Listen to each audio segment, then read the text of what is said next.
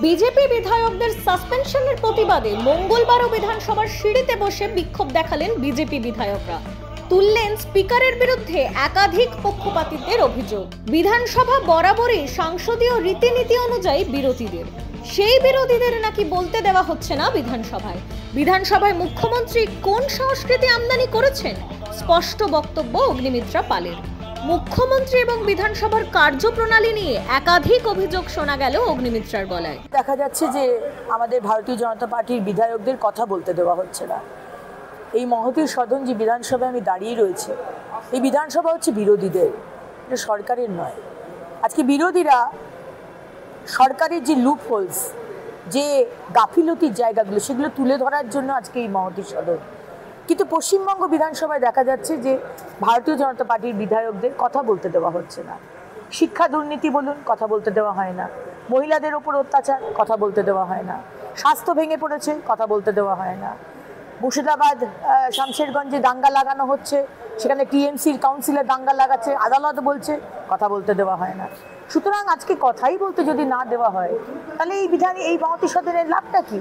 আজকে আমাদের বক্তব্য এক্সপাঞ্জ করে দেওয়া হচ্ছে। বৃহস্পতিবার ডক্টর অশোক লাহিড়ীর বক্তব্য এক্সপাঞ্জ করে দেওয়া হয়েছে এবং তার কারণ বলা হচ্ছে আমরা নাকি সরকারের পক্ষের কথা শুনিনি। আচ্ছা, কোথায় লেখা আছে বলুন তো যে সরকারের পক্ষের বক্তব্য না শুনলে আমাদের বক্তব্য এক্সপাঞ্জ করে দেওয়া হবে? এবং তারপরে অধ্যক্ষ মহোদয় তার স্টেটমেন্ট না দিয়ে তার হয়ে বক্তব্য রাখছেন সরকারের পক্ষ থেকে চন্দ্রিমা ভট্টাচার্য। এগুলো আমরা বরদাস্ত করব না। আপনারা আমাদের হাজারবার বরখাস্ত করতে পারেন, হাজারবার পয়সা কাটতে পারেন, কিন্তু ঘাড় ধাক্কা দিয়ে বের করছেন। আপনার বিধায়িকা, আমাদের ধনেখালির বিধায়িকা তুই তোকারি করে কথা বলছে।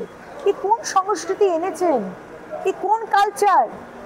আজকে মুখ্যমন্ত্রী মমতা বন্দ্যোপাধ্যায় এগুলোকে আশকারা দেন। এই ধরনের রাজনৈতিক মান যে নিচে নামিয়ে দিয়েছেন তলানিতে, এটা হয়েছে মুখ্যমন্ত্রী মমতা বন্দ্যোপাধ্যায়ের জন্য। আর গতকাল আমরা দেখলাম একটা ছোট্ট বাচ্চা, ক্লাস 4-এ পড়ে, একটা 9-10 বছরের একটা বাচ্চা মেয়ে, মুসলমান মেয়ে, তাকে মেরে দেওয়া হলো।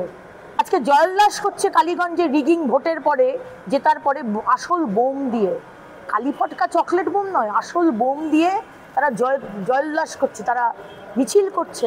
এই তৃণমূল পার্টি, আমরা বারবার যে কথাটা বলে এসেছি না, তৃণমূল হচ্ছে অ্যান্টি সোশ্যাল, খুনি, রেপিস্ট, এদের পার্টি। আজকে সেটা আবার করে প্রমাণ হয়ে গেল। একটা সংসার শেষ হয়ে গেল, একটা ছোট্ট ফুলের মতো শিশু, তার জীবনটা শেষ হয়ে গেল। সে জানতেও পারলো না যে কেন তাকে মেরে দেওয়া হলো। যদিও বিজেপি বিধায়কদের এই আচরণের প্রতিবাদে গতকালই মুখ খুলেছিলেন বিধানসভার অধ্যক্ষ বিমান বন্দ্যোপাধ্যায়, তবুও সরকার এবং বিরোধীদের পারস্পরিক কোনো সম্পর্ক দেখা যাচ্ছে না রাজ্য বিধানসভায়। এই অবস্থায় বিধানসভার অচল অবস্থা কবে কাটবে সেটাই এখন দেখার। Bureau report, News Pole Bangla.